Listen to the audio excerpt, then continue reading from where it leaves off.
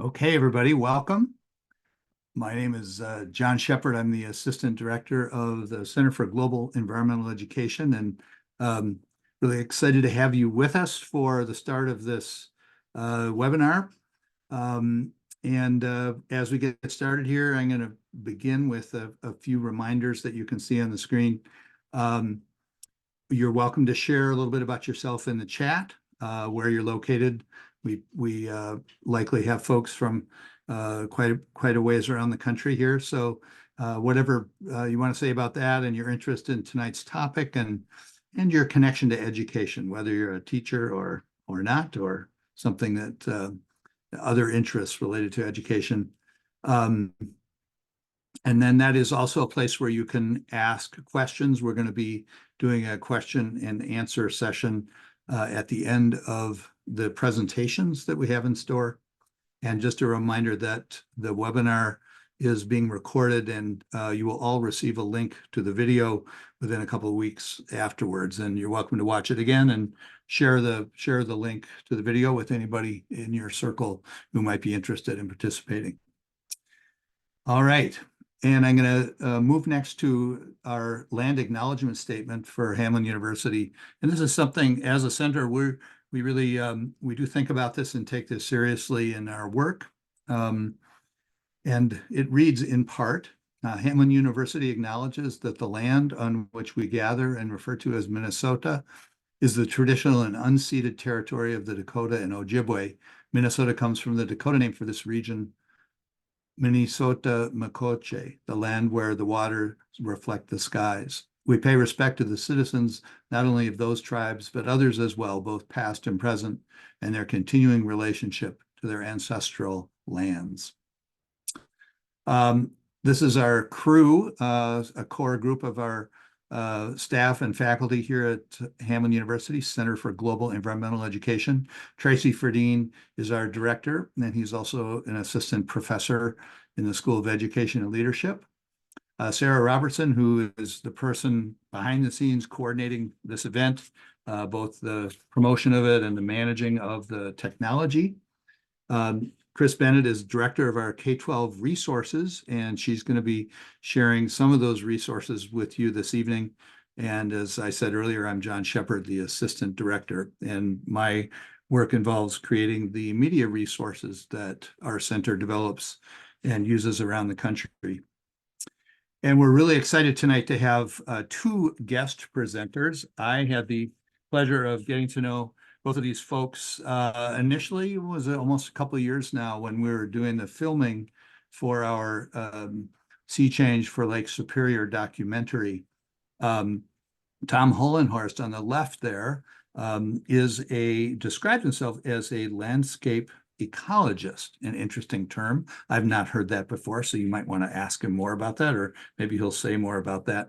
And Tom, like Terri to the right, are both scientists with the United States Environmental Protection Agency. They're based out of Duluth. And I got to know both of them when we were filming aboard the EPA's research vessel, the Lake Explorer 2.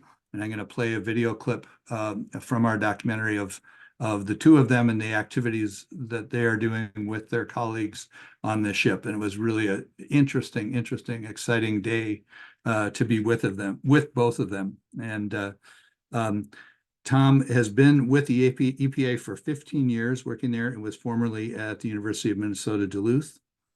And I asked him what stands out to him about Lake Superior that is really memorable and something that he thinks about associated with the lake. And he talks about its incredible size and just its presence as this amazing, huge body of water. And Terri Jicha, to the right, has been with EPA for 25 years, also working out of the Duluth office, Duluth facility. She describes herself as a physical scientist, and for her, it's the serenity of Lake Superior that most stands out. So there you have just a tiny insight into our two guests. And they are going to be giving a presentation about their work on the Lake Explorer 2 and the work that the EPA is doing on Lake Superior to address some of the issues that we explore in the Sea Change for Superior documentary.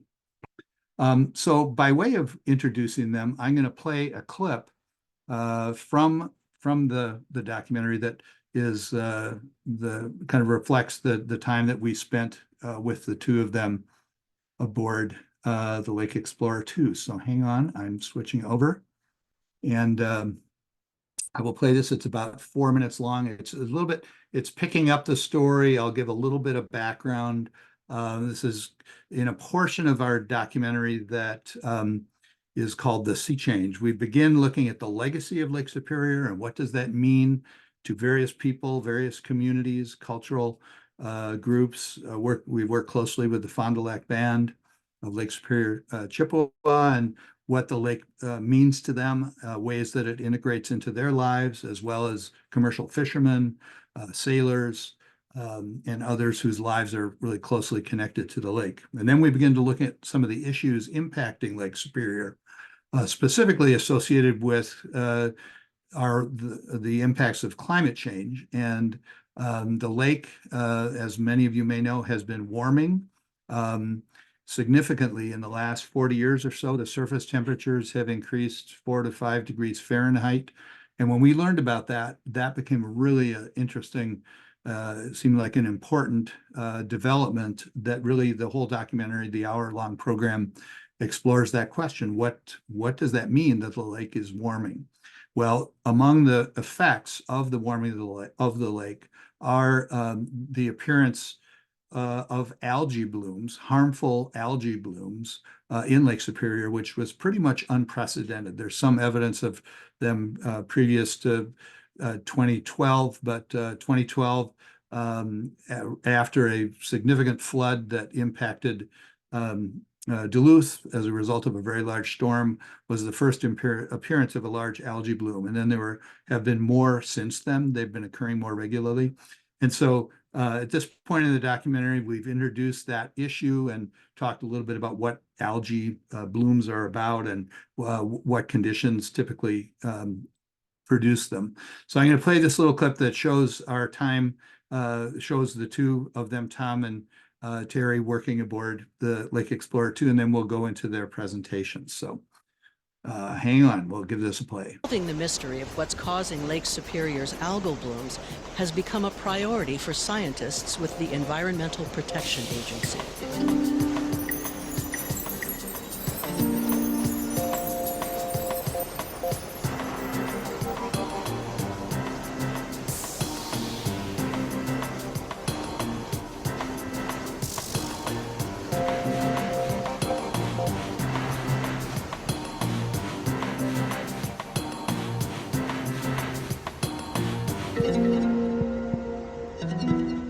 This is the Lake Explorer 2 that we're on today on our way to Bayfield and the Apostle Islands. We've been interested in Lake Superior with these occasional occurrences of algae blooms along the south shore. We're trying to be ahead of the curve and really get this baseline data now before maybe future blooms develop. So on the back deck, we'll lower down a device we call a CTD rosette, and it collects water at different depths through the water column. And it has some sensors on board that helps us characterize the plankton community, and we can look at the different types of algae that are there. Here we have an opportunity to really get at the beginning of a problem in Lake Superior because we are just starting to have blooms. We have fairly clean water. We can kind of look at what's changing along with the change in the frequency of blooms. So the initial hypothesis is it has to do something with rainfall coming off the landscape through the tributaries and out to Lake Superior. Whether it's bringing in the organisms off the landscape, cyanobacteria are all over, they're prevalent. So are these streams bringing those organisms into Lake Superior? Are they bringing in nutrients? Are they bringing in warmer waters? Because as the landscapes warm up, the water coming off of that also warms up. You know, which of these factors could that be?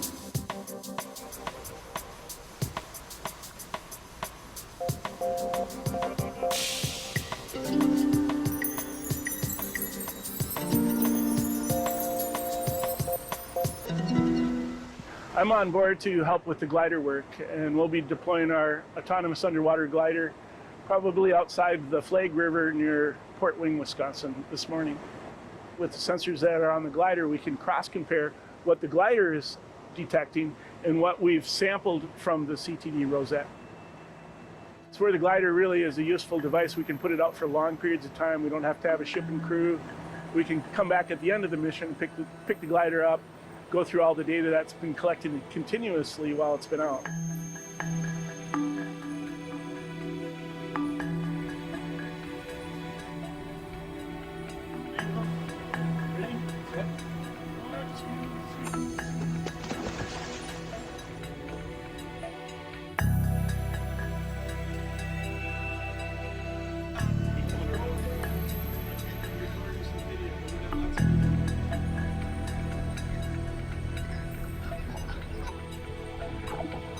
If a bloom occurs, we'll try to fly into it, try to measure the extent of the bloom both horizontally and then vertically with the glider. The glider collects data just about every second, so it's a huge amount of data that we're collecting in this area to help us better understand the conditions that might be leading up to these blooms when they do occur.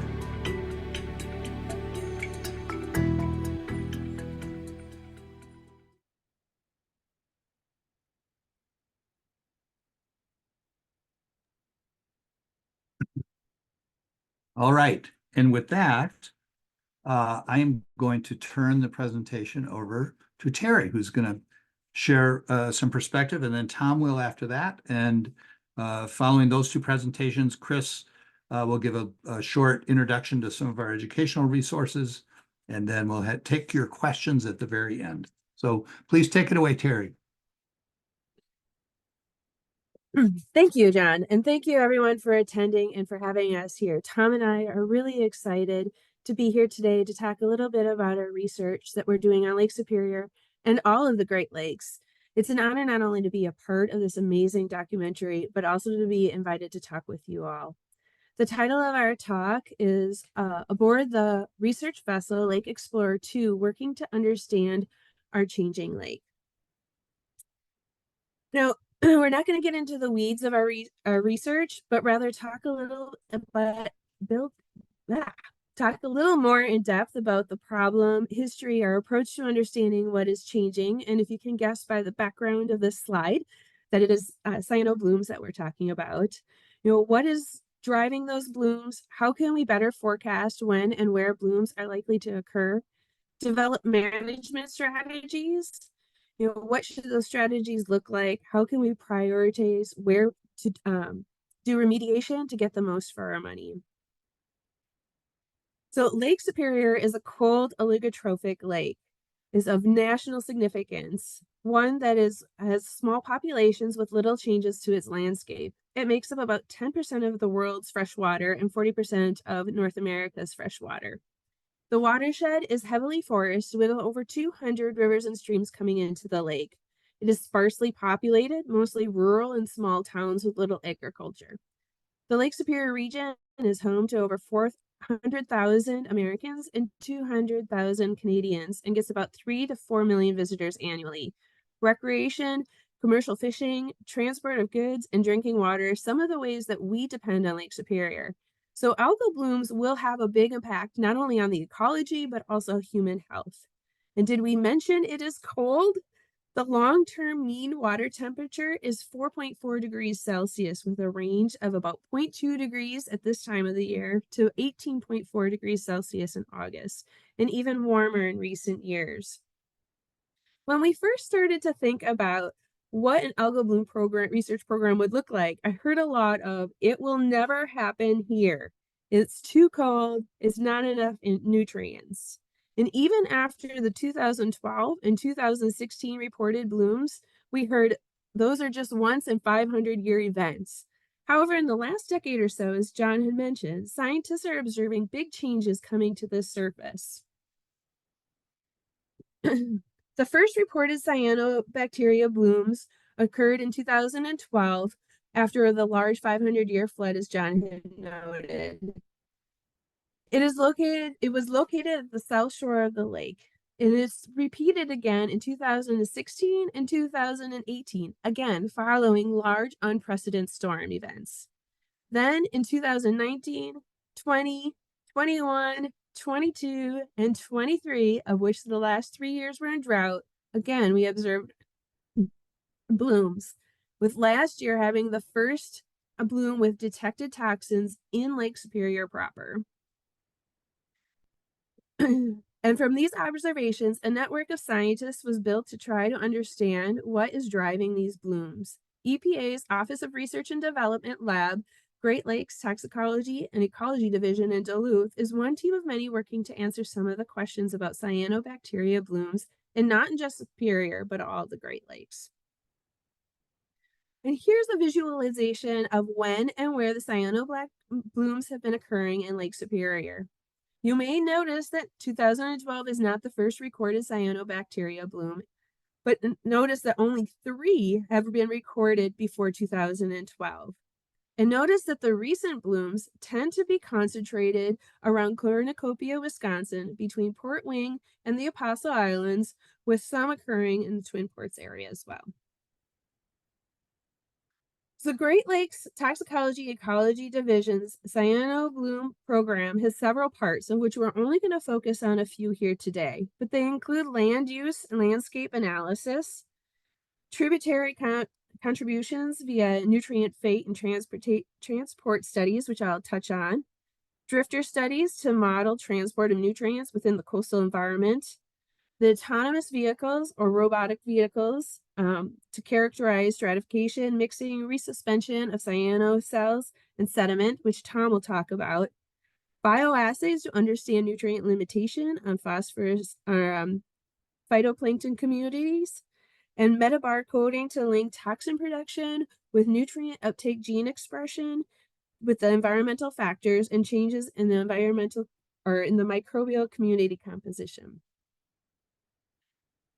So let's get to the sciencey part. I'm going to focus the next 10-ish minutes on nutrient uptake dynamics as an algal bloom risk indicator. This includes work that we're doing on the open water aboard the Lake Explorer 2 and the work that we're doing in the tributaries. Data presented here in the first part is from our cruise on Lake Erie in 2019 as part of the Collaborative Science and Monitoring Initiative cruise, where we piloted these assays. Lake Superior data, unfortunately, is not yet available for this presentation. So nutrients have been long known factors in cyano blooms. Previous nutrient management has done a fair job at reducing nutrient loads to waters. In particular, in Lake Erie, phosphorus loading has been reduced to nearly 40%, which had some success in reducing blooms of the 1990s. But now we're seeing an uptick in that cyano bloom activity again. And the question is, what is changing? Is it legacy phosphorus? Is it other nutrients? Are nutrients stirring up, is it extreme weather events that are occurring more frequently and bringing more nutrients and stirring up legacy nutrients? Or drought where the water is evaporated and actually concentrating those nutrients? Along with warming temperatures, the last few years, temperatures have been above normal for the summer months, and there's been less ice cover, which is also correlating with bloom years. Our Lake Superior study looks something like this. We are pairing nearshore and open water sites with tributary sites to connect what is happening in the landscape with how it moves through the tributaries to add to the lake to predict when and where blooms may occur. We have sites located in areas that have not had cyanobacteria blooms reported around the Amnicon and Poplar rivers and areas that have frequent reports from the Flag River to the Siskiwit. We've also started to work with Northland College, Matt Hudson, in the Chequamegon Bay. And I want to give a quick shout out to Ellen Kaufman and her crew with the Wisconsin DNR for collecting nearshore samples as part of this body of work. So first on board the Lake Explorer 2 in our open waters, we are conducting bioassays to look at how algal communities, and this is not just cyanobacteria, but all phytoplankton, how they use those nutrients. Using the rosette, which is in that top right corner, and also you saw it in that short clip that John had just shown, We collect water from about 2 meters below the surface, pre-filter it to remove all the zooplankton grazers. So we don't want those little critters eating our algae while we're trying to do our experiments.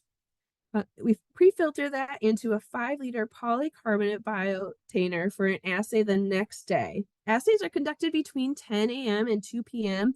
or as closely logistically feasible to kind of standardize light intensity. We start our assays by adding nutrients to about 100 parts per billion and incubate them in the flow-through tank, which you can see there in the lower right corner. We sample from those biotainers every hour for a total of 5 samples, plus an ambient sample, which is taken directly from the lake and not amended with nutrients. All samples are analyzed for nutrients, and chlorophyll A, phycocyanin, and microcystin are analyzed only on the ambient and end of assay samples. These nutrient assays can help us pick a picture of how available nutrients are utilized for the phytoplankton community and their growth. So this is what the data looks like that we get from those biotainers for each site. These are 2 sites on Lake Erie from 2019. One is low chlorophyll A, or a non-bloom site, and one has high chlorophyll A, or a cyanobacteria bloom site. The nutrient uptake is that line that is shown across the graph. And if you notice in the low chlorophyll A, the nutrient concentrations and ratios stay about the same throughout the assay. There's little change in the available nutrient concentration. The phytoplankton community is just not utilizing nutrients. We can kind of think about this as a wedding buffet. The buffet is open, but there are a few guests that have arrived, so we still have a lot of food at the buffet. In our high chlorophyll A site, the nutrients decrease over time and the ratios change. So if you notice the blue and the blue line, which is our phosphorus, and the gray line, which is our ammonium concentrations, they start at about 1:1 in our assay and end up with twice as much ammonium being taken up than the phosphorus. And because the gray line, that ammonium line, is approaching 0, we see that it is limiting, or at least co-limiting with phosphorus. So we go back to our wedding analogy. This is when all the guests have arrived, they are hungry, and they have gone through the buffet line. And this kind of data is really important because it's telling us how the phytoplankton respond or behave to additional nutrients versus whether or not they are simply correlated to nutrient concentrations. Remember that correlation does not equal causation. So just because we have high nutrient concentrations and high chlorophyll A or high microorganism cell counts, it does not necessarily mean that they are caused.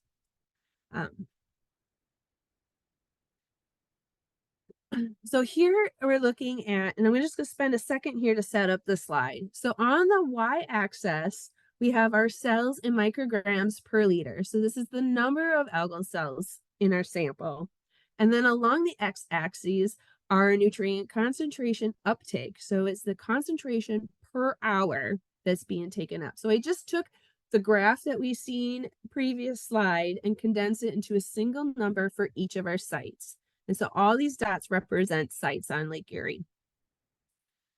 We can see for our nitrates, the orange, and the ammonium, the gray, that they correlate very well with an R-squared of about 0.73 and 0.78. So this means that there's about 73 to 78% of variability is explained by these variables. When we look down at the bottom at the blue graph, the phosphorus does not have a great correlation. That R-squared is only at about 0.1. And we think that this may be due to a recent phenomenon where these organisms are able to take up luxury phosphorus. So when phosphorus is abundant, they can incorporate this into their biomass and store it for later. So this previous work was done on the lake proper. We also want to understand where the key nutrients are coming from and how can we mitigate to prevent blooms? How can we reduce those loads? we have a basic understanding of how land use can influence nitrogen or nutrient loads. High forested and wetland areas tend to have lower nutrient loads to streams, while agriculture and urban areas tend to have higher nutrient loads to these streams. But what happens when the nutrients get into the stream? Does the stream act as a pipe sending those nutrients directly to the lake? Or are the nutrients transformed and retained in the stream, protecting the lake? And how can we use this knowledge to develop management strategies, land use planning, restoration and remediation, and prioritization for protection? And for this, we're using the theory of nutrient spiraling to develop strategies. Not all streams process nutrients in the same way. There are physical and biological attributes that influence nutrient retention. The spiraling is the cycle of nutrients between abiotic and biotic forms, physical, chemical, and biological forms, as it flows downstream. And we measure the uptake length. How far does a single molecule travel down the stream? Uptake velocity, or biological uptake, that happens in the water column. Plants, algae, and microbes utilize these nutrients and retain them in their biomass.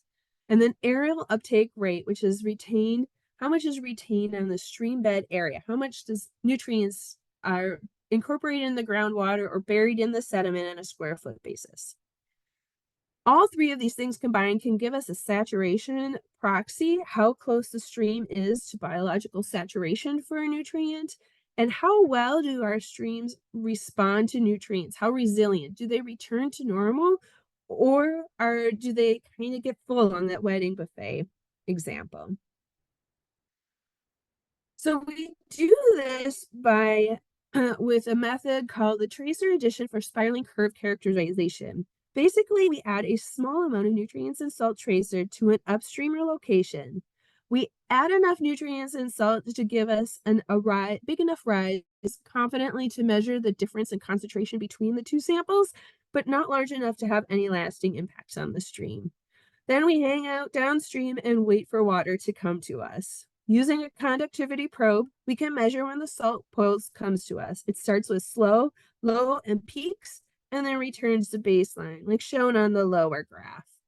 And throughout that conductivity peak, we'll grab water samples and analyze them back in the lab for ammonium, phosphorus, and nitrates. So let me set up these next three slides for you. The y-axis is the spiraling metric, while the x-axis is going to be the nutrient concentration. The gray, again, is ammonium, orange is nitrates, and blue is phosphates. And this is an example of stream uptake length at a single stream site. As nutrient concentrations increase, so does the length that nutrient will travel downstream. If we're looking at our three nutrients on this graph, we can see that it doesn't take much nitrogen, both the gray and orange lines, to increase that length. There's a sharp increase in the slope of that line. Whereas phosphorus uptake, the blue line, doesn't increase as dramatically with additions, suggesting that the stream might be phosphorus limited and it is retaining or holding back phosphorus. So we're also interested in what's happening in the water column, trying to partition out what is physical and what is biological. And we do that by measuring the uptake velocity, right? And so as concentrations increase, the biological demand will decrease. Let's go back to that wedding buffet example. The buffet opens, everyone loads up their plates, more food comes out, and only a portion of our guests are going to go back for seconds and thirds, and even less for fourths, right? From this information, we can also calculate resiliency. How well does that stream rebound back to what it was before that nutrient pulse came through? Okay. If the biological uptake ends up being much greater, like the orange bar there, we can see that there may be a biological stimulation or an indication of growth within the stream. If our uptake velocity decreases from what it initially started out, we can we can conclude that the stream may be approaching saturation, which can lead to an increased loading to the lake. And if the system is susceptible to saturation, we hypothesize that this may increase risk of blooms to the lake. To confirm saturation proxy, we look at the curve of the aerial uptake rate. This is a measure of nutrient retention within the stream bed on a per area or per square foot basis, right? So as nutrients concentrations increase, less is being able to be retained by the stream bed on a per square foot. To determine saturation, we want to look at how this curve starts out. So if you're starting out in this linear area with a sharp increase, we can say that the stream is below saturation and that it's at low risk to feeding nutrients to the lake, and thereby may have lower risk of algal blooms occurring. The biological uptake and uptake length also do not respond significantly to nutrient additions. This would also be considered a resilient stream. If the graph is actually started out here where this is curved area here, we would say that it's approaching saturation or has a moderate risk for influencing the lake below. Biological demand begins to decline, and the length in which the nutrients flow downstream before taking up begins to increase. If this graph had started up here where it's flattening out, or even with a flat line slope of 0, we would consider the stream to be saturated with increased risk to downstream receiving waters. The biological response will drop significantly and the uptake length slope will be closer to 1 versus the 0 or in between. So quickly, just in summary, nutrient uptake assays are important because they can better inform what is driving the blooms and where in the cycle that bloom is. Is it growing? Is it peaking? Or is it senescing? Than what nutrient concentrations alone can tell us.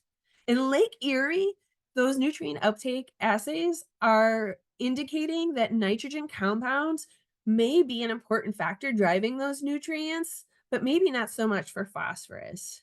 Now, we don't know that this is going to be the same for Lake Superior. We're still waiting for that data to come in. Nutrient reduction may be considered as a management option in addition to the phosphorus reduction that is always occurring, that's already occurring to control our cyanobacteria blooms. In our tributaries, our streams were less resistant to nutrient loads for landscapes that may indicate a need to prioritize their protection. So if they have less resilient to those changes, we may need to protect them. If those streams are approaching or exceeding biological saturation, we may need to increase the potential or increase the priority for remediation and restoration. And of course, extreme weather events are occurring more frequently and may just throw a wrench in all of this.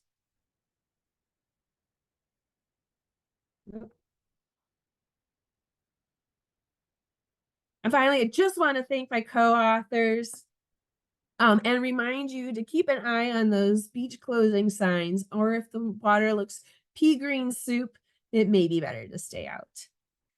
And I'll hand this over to Tom.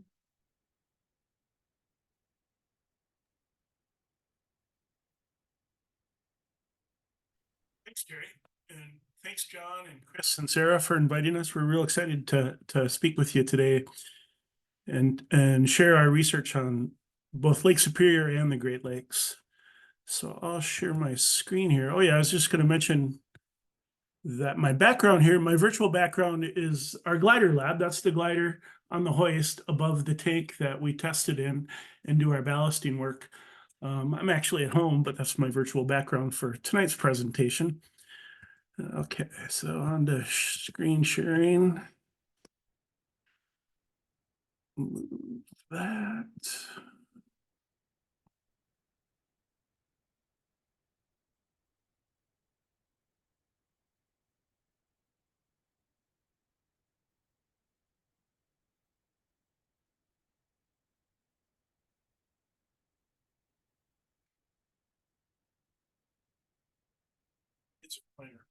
All right, so today I'm going to talk about our glider work in the Great Lakes and how we're using the data we collect with the gliders to collect or connect what's happening in the watersheds, as Terry's described, and those stream tributaries, to what's happening in the near shore, how those watersheds are affecting water quality in the near shore, and then how eventually that translates to the open lake.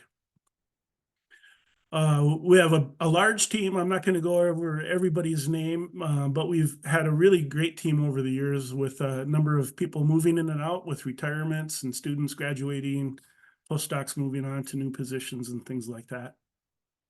But a lot of this work started way back in the early 2000s with a Great Lakes Environmental Indicators project we worked on. We're developing anthropogenic stressors or quantifying anthropogenic stressors in watersheds around the US side of the Great Lakes. And we used a statistical technique called principal component analysis to summarize variables associated with each of these categories: land cover, agriculture, atmospheric deposition, population density, and point sources, to summarize those stressors on the landscape that might be contributing nutrients, might be contributing sediment, might be contributing contaminants to the near shore of the Great Lakes. In fact, after collecting field data in the near shore, and this is from some water samples showing total phosphorus and total nitrogen on the y-axis, and then our agricultural intensity index on the x-axis, we do see a significant relationship with what's happening in the watershed in terms of agricultural intensity and the amount of total phosphorus and total nitrogen nutrients in those nearshore areas. And those are nutrients that are very important, as Terri described, for the development of algae blooms. This led to us developing an overall index of environmental condition for coastal areas in the Great Lakes.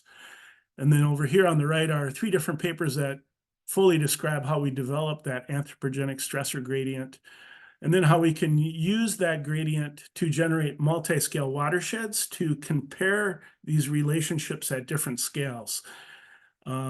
As a landscape ecologist, I'm looking at how patterns on the landscape can affect either habitat or water quality, and those relationships can occur at different scales. So it's really important that we have the ability to look at multiple scales.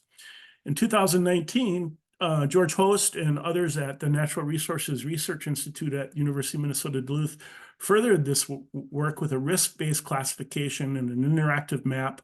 They also extended the stressor gradient binationally to the Canadian side of the Great Lakes. So now we have this really well-resolved stressor gradient describing all of those anthropogenic stressors completely around the Great Lakes. At the same time, some of my predecessors at EPA, Jack Kelly and Peter Urista, who are both now retired, were developing new technologies and tools to continuously sample water quality parameters in the near shore. So if you can see my laser pointer here, they developed this device here we call a V-fin tow body. It's towed behind our research vessel. This is our older research vessel, which now has been replaced by the Lake Explorer 2. It's towed on a crane that can lift this device up and down through the water column as it's moving along and towed at about 3 or 4 knots an hour. The device on board has sensors for temperature, the depth it's being sensed at, conductivity, the turbidity of the water, fluorescence, which we use to infer phosphorus or the amount of algae in the water, the amount of green algae in the water. And it also has a zooplankton optical counter that we can estimate zooplankton biomass. And that device is actually, it's a tube on this device that as it's towed, the water moves through and has lasers that can detect particles as they move through and size them and give us the means to estimate zooplankton biomass. So we get a really good characterization of that nearshore area. And they used this device and did these long shore tows all around all of the Great Lakes. It was a huge effort. And then they were able to then relate those parameters to those stressor gradients that I described earlier. So this is a graph of what all of those different parameters look like. And I liked what Jack Kelly used to describe these. He called it an environmental MRI. That's kind of a neat way of thinking about characterizing the nearshore. Peter furthered this work writing a paper about the Great Lakes nearshore versus the offshore and how they're really two distinct water quality regions. And it's key to our understanding of the ecology of Lake Ontario and the Great Lakes that we focus our research as these being specific ecologic zones. And they have very different characteristics. The nearshore is much more dynamic and much more variable, as you can imagine, with wave energy and all of the things like that. But it's also our most productive areas where our fish spawning areas are, the fish nurseries, our productive wetlands, and so forth. That was furthered with work by the International Joint Commission that developed the Great Lakes Nearshore Framework. And this was really a call to action to develop a comprehensive assessment of the nearshore and the Great Lakes. And then they developed a conceptual framework then to complete that assessment, share those findings with individual agencies and stakeholders and communities and lake partnerships, and then develop tools to set priorities across those Great Lakes for those different watersheds that may have more or less anthropogenic stressors feeding to the Great Lakes, and then developing tools to mitigate those effects and management strategies. But having a ship out on the lake in the near shore is an expensive endeavor. We have a ship crew out there, all of the fuel that's needed. They're at risk with changing weather and just being on the water for that amount of time. And also in the near shore where the depth is changing. You can imagine being close to shore along the north shore where it's very rocky. So we started looking at how can we do this, collect this continuous data with autonomous underwater robots. And for that, we've been looking to these Slocum gliders. They're developed by Teledyne Web Research in Woods Hole, Massachusetts. And this is the first glider we started working with. We now have two. Nokomis, we named it, and we acquired it in 2014. This is a quick graphic to show you what the glider looks like underway. As it's what it does is we ballast it so it just barely floats on the surface of the water, and then it has the ability to change its buoyancy. It pushes its battery forward, it puts its nose down, and with those little wings, it has the ability to glide forward at almost a 2-to-1 ratio, and then change its buoyancy at the bottom and float up to the top, also propelling itself forward. And then at the top, it calls in on a satellite phone. It gets GPS coordinates of where it's at, and then transmits all of that data to our glider pilot. And we've worked with a couple of different postdocs over the years that have been our glider operators and our data and analysis, helping us develop these technologies. So that's Laura Ferratino and Paul McKinney, former postdocs that worked with us on this project. But it really takes a team. It's a lot of work just maintaining these gliders. They're very complex, delicate instruments. There's communications involved, how we talk to them from the satellite phone, ballasting and maintaining the glider, planning the mission and the operations, and then developing tools to analyze and visualize the data. And we get a huge amount of data. As I mentioned in the video, we collect, I think, data points every second or every second and a half. So this is early on when we first started working with these gliders. This is Dr. Jay Austin at the Large Lakes Observatory at University of Minnesota Duluth. Peter Urista is now retired. Sam Miller, our ship captain, and myself with quite a bit less gray hair when we started back then. And Laura and Paul. So here's an example of what this data can look like. And I'll talk a little bit more about this later, but this is a temperature profile of the data collected from the glider in the near shore of the southern shore of Lake Superior.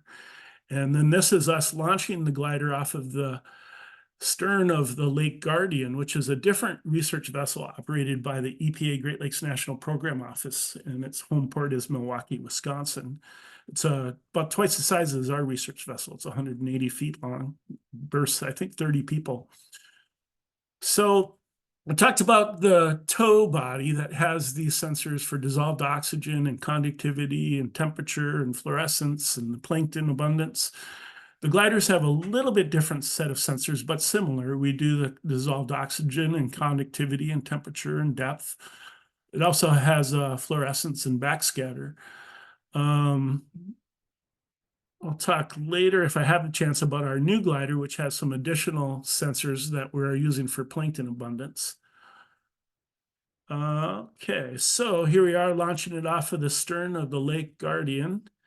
And back in 2016, this was part of the Cooperative Science Monitoring Initiative that we work with the EPA's Great Lakes National Program Office to focus on a different lake each year in a 5-year rotation.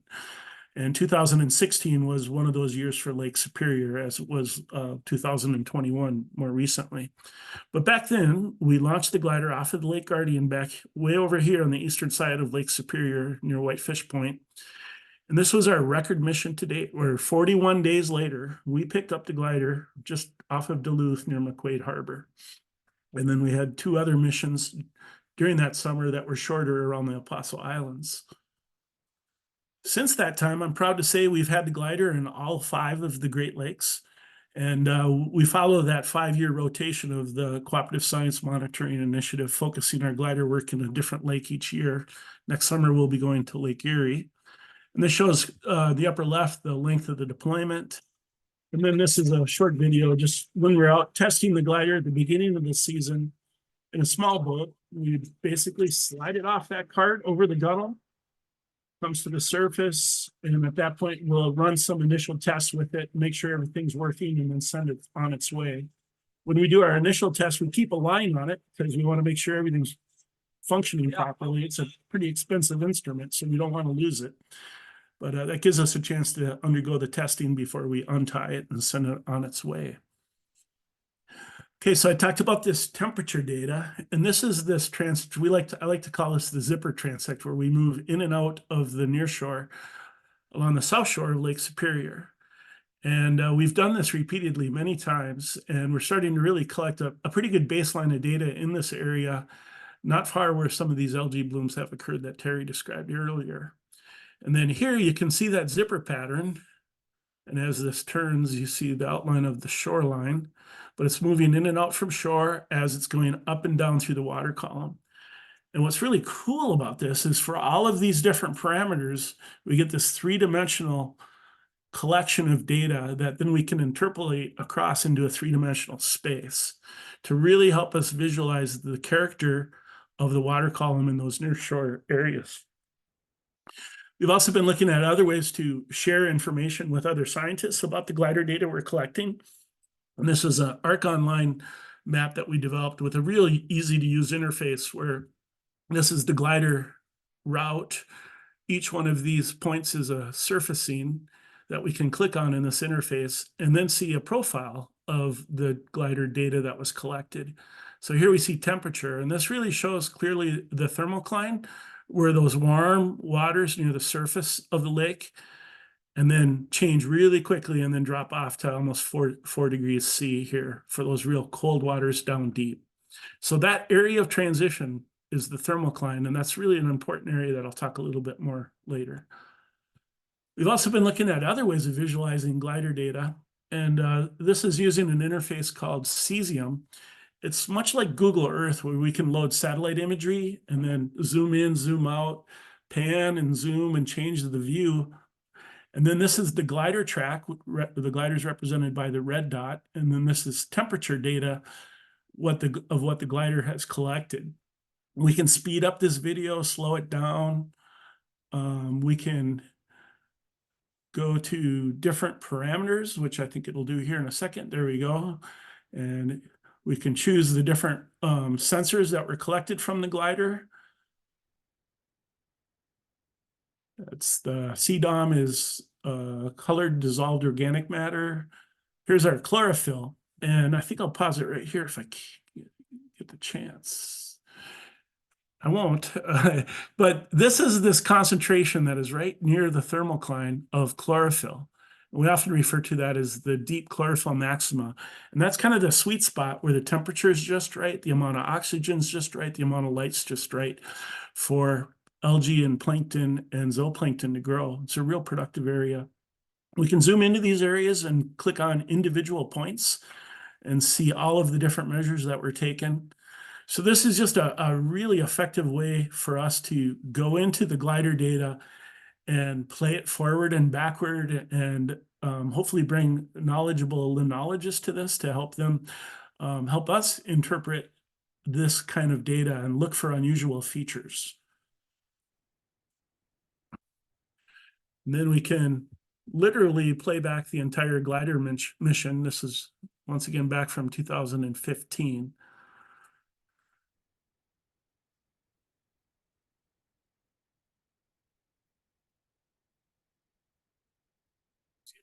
How much data we're collecting. It's really incredible.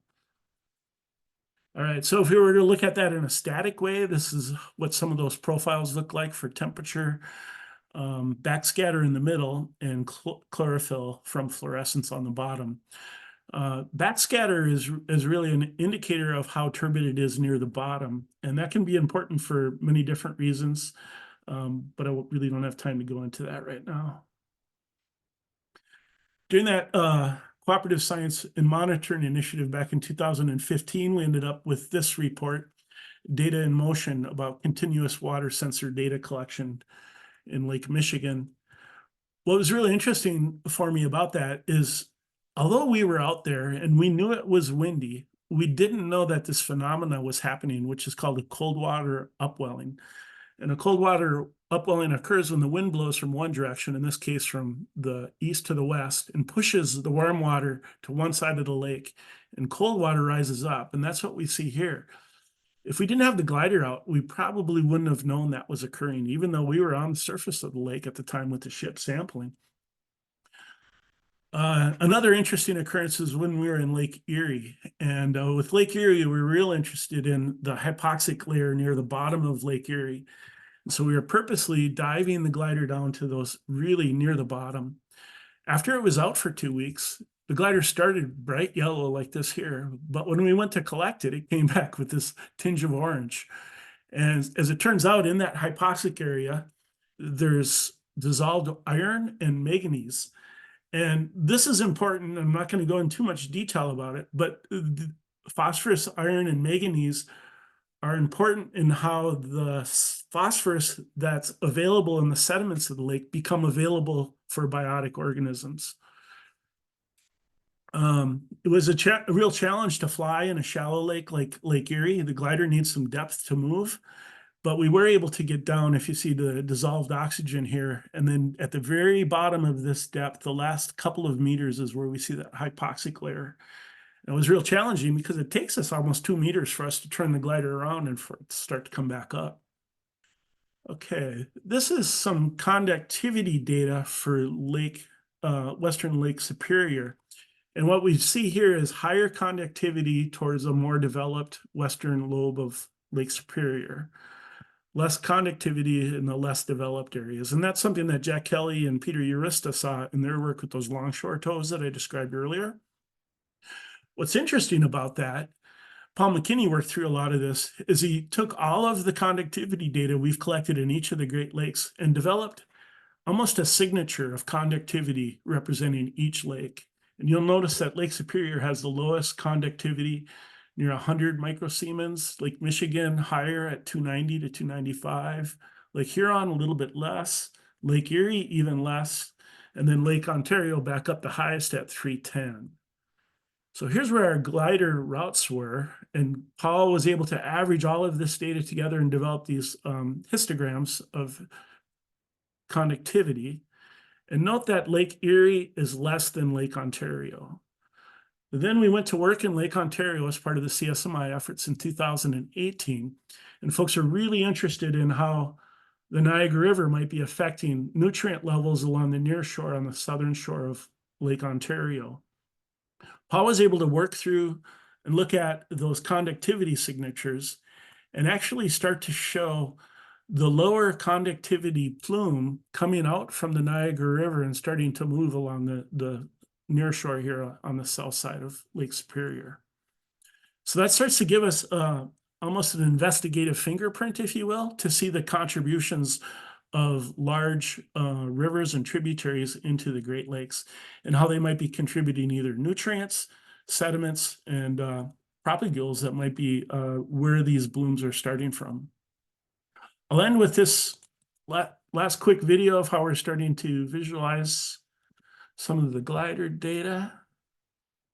I need to, there we go. This is bringing it into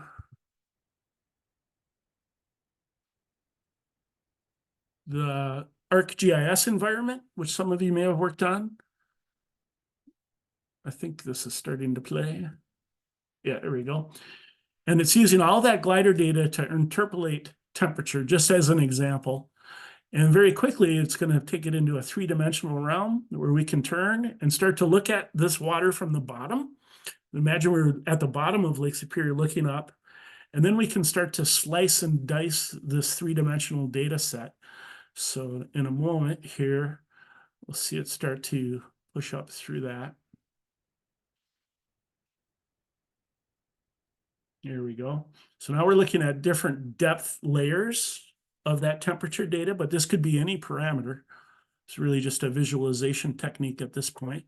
And then we can change and we can look at it in a sidelong way and slice that data the other way. So once again, this gives us a great way to visualize this data and hopefully more effective tools to visualize it. So with that, I think I'm all done. I'll just end with this pretty picture showing a beautiful sediment plume in Lake Superior.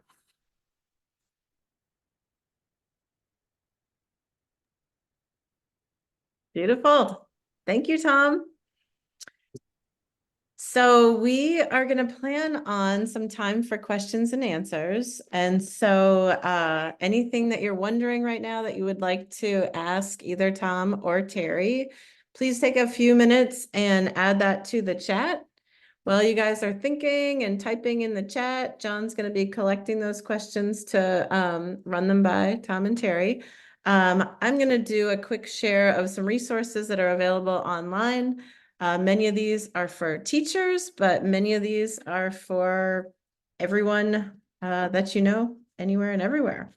So going back to the documentary itself, so the Sea Change documentary, of course, is available on PBS.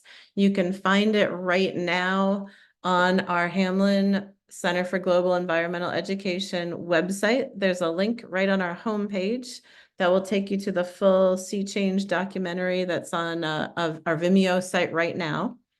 In addition, it will very soon be available on our kiosks. We have over 30 kiosks up and down the North Shore.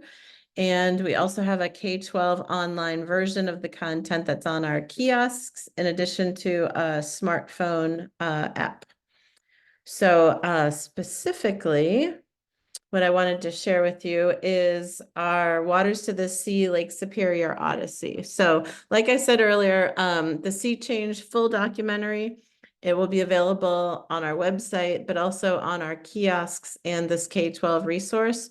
So in one of these thumbnails coming soon, in the next couple of months, there'll be a section called Sea Change.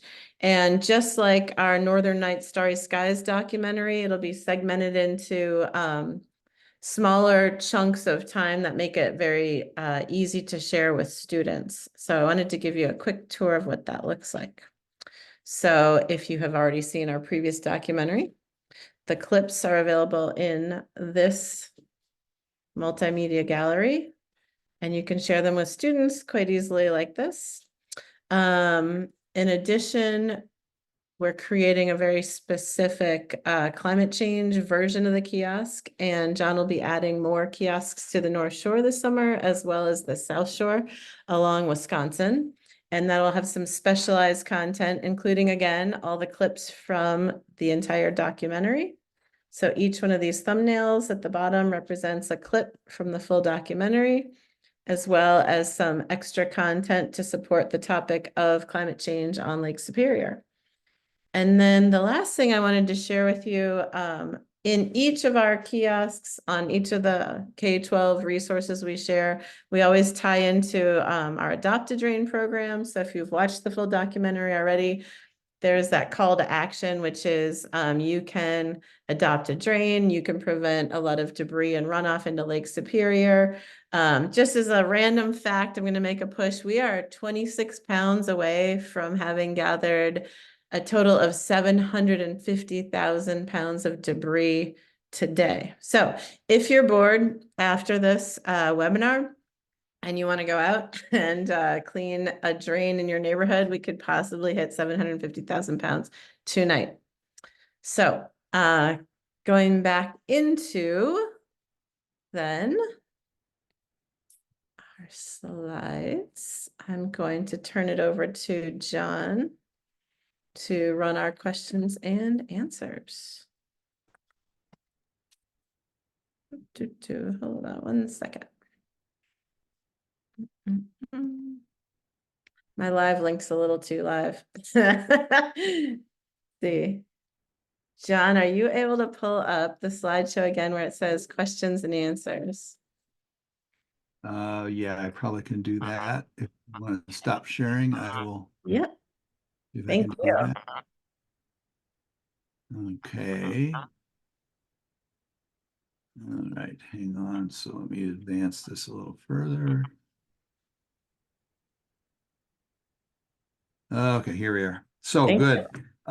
So Chris, thanks for that. And again, Tom and Terri, thanks very much for a very in-depth, I think, and kind of wide-ranging presentation. It was cool to get perspective on all of the Great Lakes in addition to Lake Superior.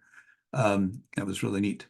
So I've been kind of tracking the questions people have been posting. There have been a few of them. Chris, now that I'm sharing my screen, I can't see well, maybe I can still see that. Hang on, let me open up the chat again. Yeah, I'll just keep track of that in case more appear. So just let me start out with one. Let's see. Tom, the glider, which I found just fascinating, and one of the things I thought was so cool about it was the fact that it is really operating autonomously without any communication directly with people or any other source during the time that it's underwater. Can you say a little bit more? How does it stay active for 100 days, which is that, as I understand, the maximum amount of time possible?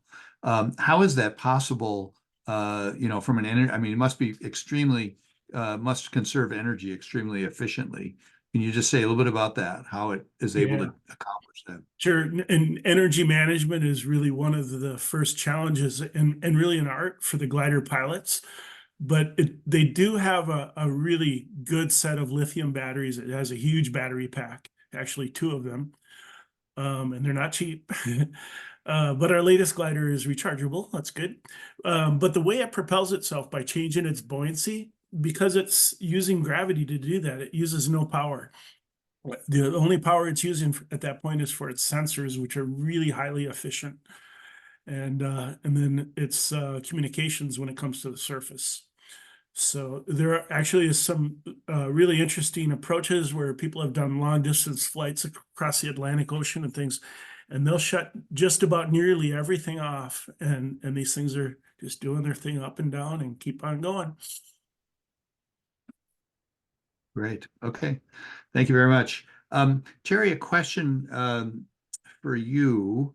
First of all, just in case some people are kind of new to the whole issue of algae blooms, you were talking about cyano blooms versus other kinds of blooms, and I know some blooms are considered to be harmful but not necessarily toxic.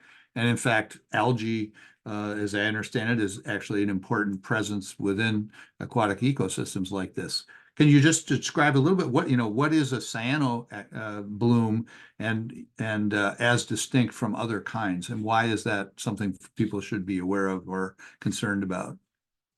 Sure. So a cyanobacteria or cyano bloom is a bloom that is dominated by the blue-green algae.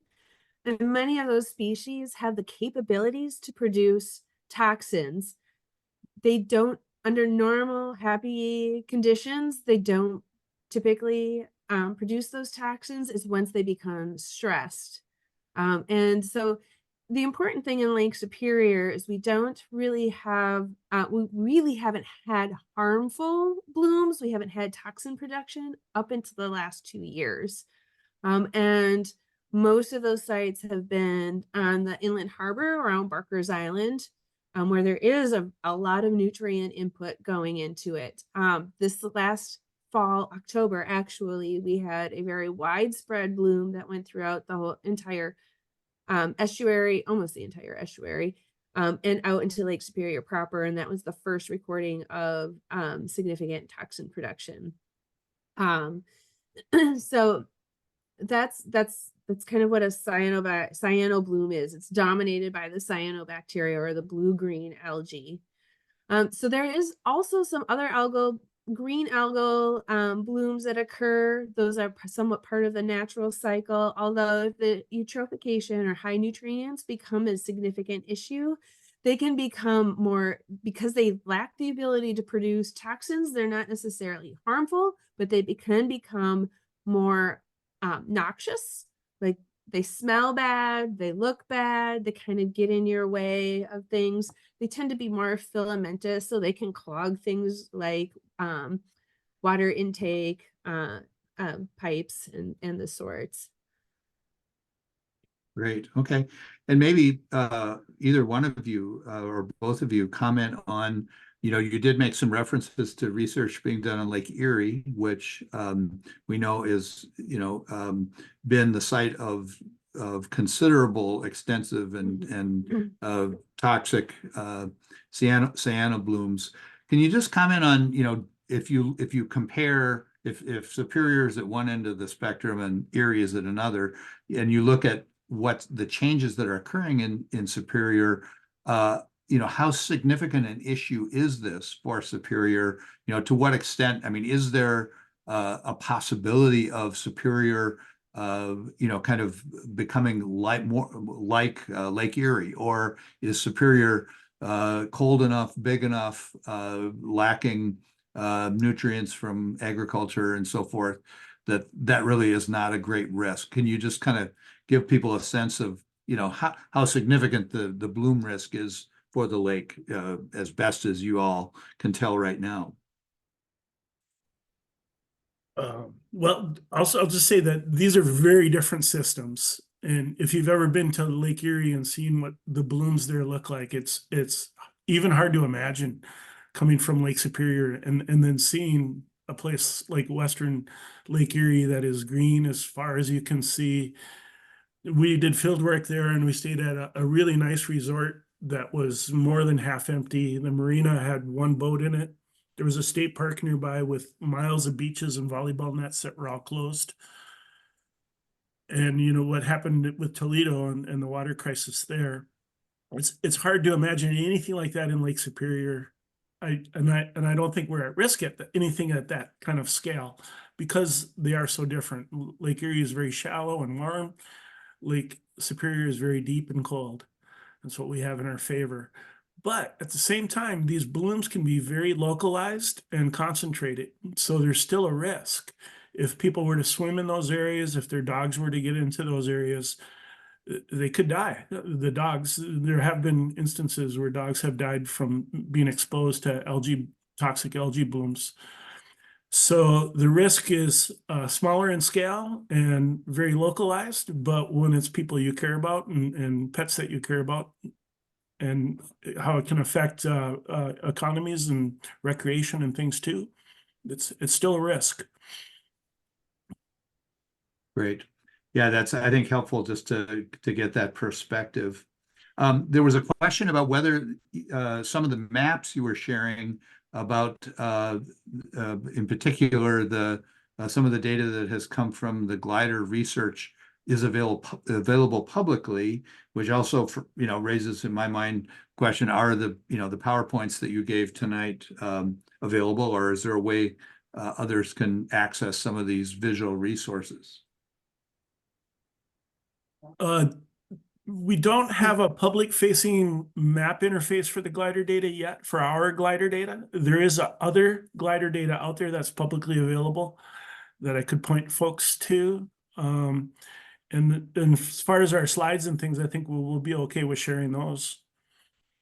Okay, so that's something we could find a way to post those for people. And of Okay, course, there's so- a recording. Yes, that's true. So people can find them that way as well.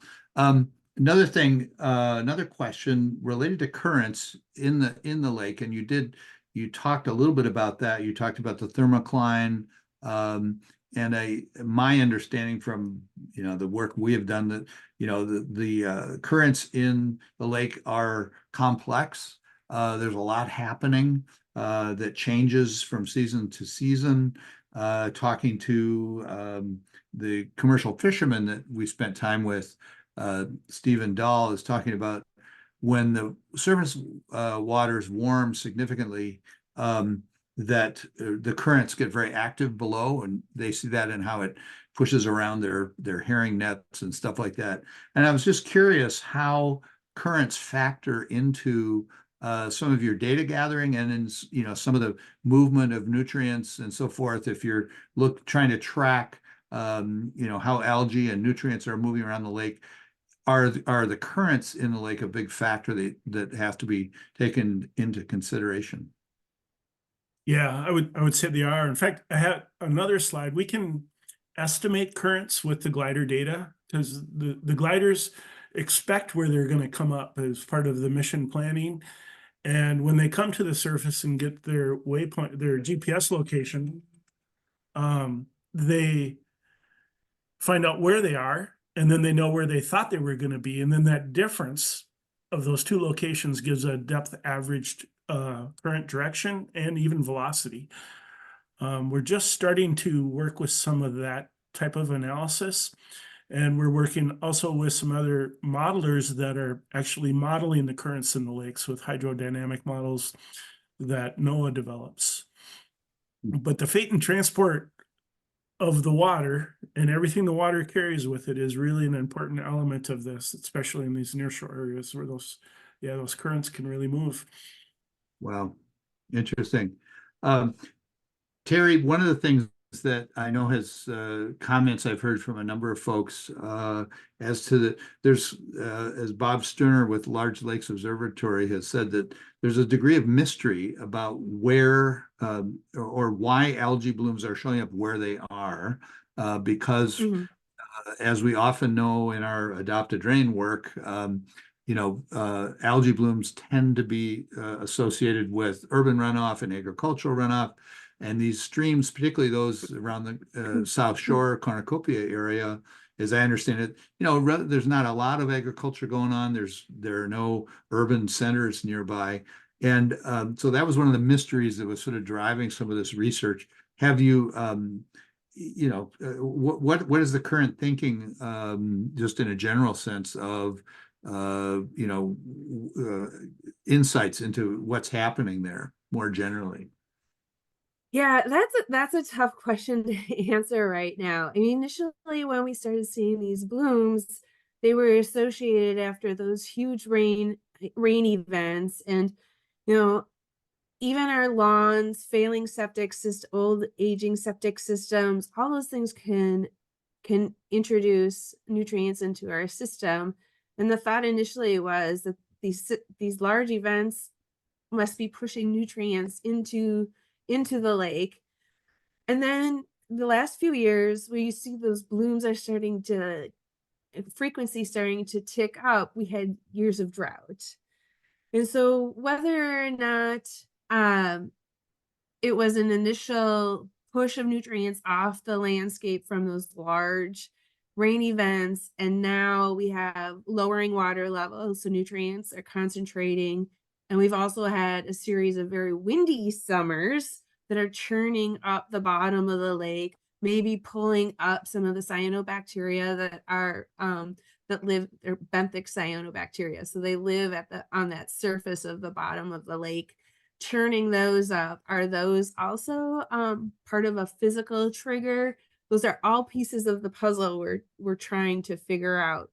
Currents, as you and Tom had just talked about, also play another factor. I mentioned the the reduction in ice cover the last couple of years, and that being associated with blooms. So the years that the lake has less ice allows for more of that sunlight, winter sunlight, to penetrate and warm up that water body. So now we have warmer waters on top of all of that. It's a very complex system, and I think Bob Sterner's group and the Wisconsin DNR and others we're all working together to try to figure out which pieces of those puzzles are fitting together to create the perfect bloom. Okay, great. And I think one last question, and then we'll kind of wrap things up for folks.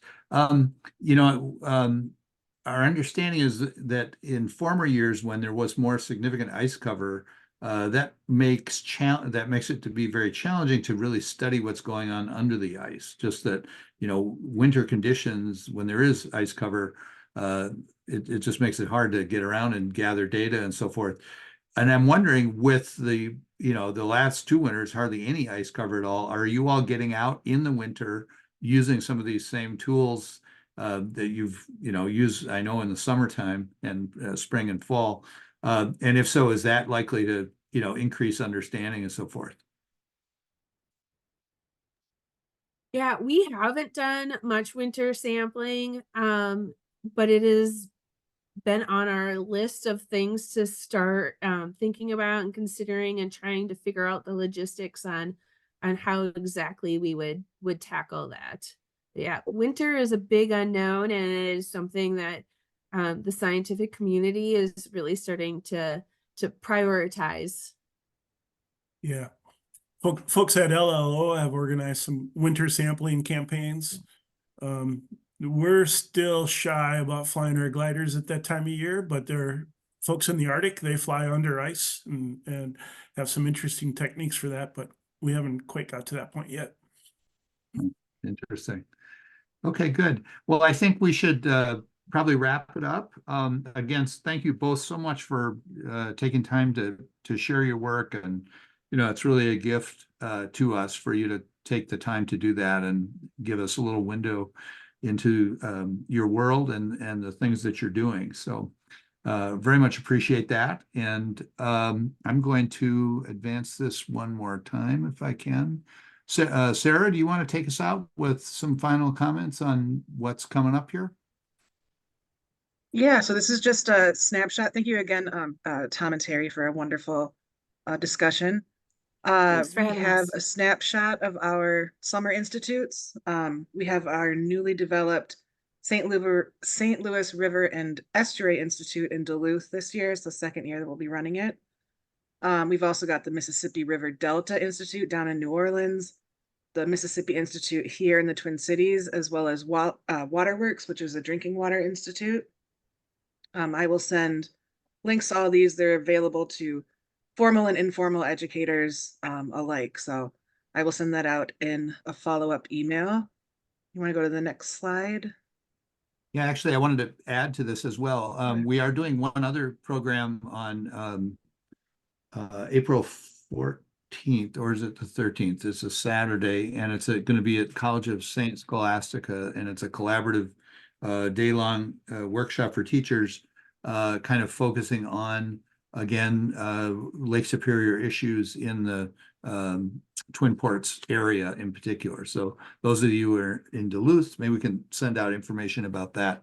And maybe I'll see if I can pop that in the chat, because I know it's the Saturday.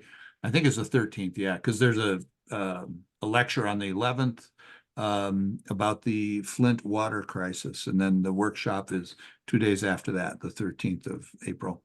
Anyway, on to the next slide.